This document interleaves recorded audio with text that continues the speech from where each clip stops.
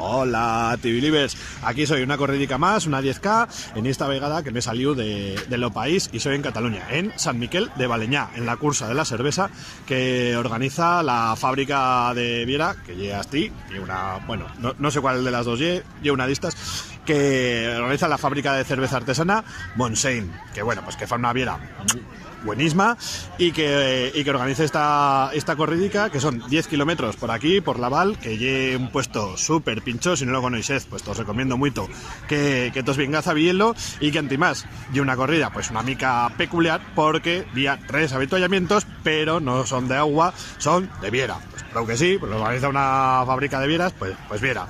Y eso, y en cada uno de los avituallamientos pues estás de apretar una vieta chicorrona, creo que sí.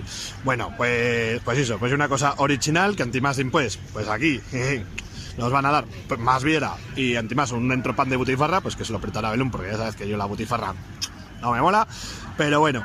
Y bueno, pues eso, TV-Livers, a ver cómo remato, porque en zaguera soy frente a unos tiempos Loviña me ha dejado matado, así no es que a ver, con rematarla ya me fui contento. Venga, bueno, TV-Livers.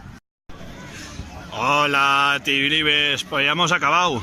Aquí tengo la Viera y sale la renglera para pillarle el entropán de butifarra, que bueno, pues como yo no me fago hoy, pues le he dado a la compa que yefendo renglera. Una corrida pinchisma. Bueno, por así se empullaba en unos mons y tal, quasi todo por camins, una mica de bardo, porque ya veis que a plebiu esta no hay.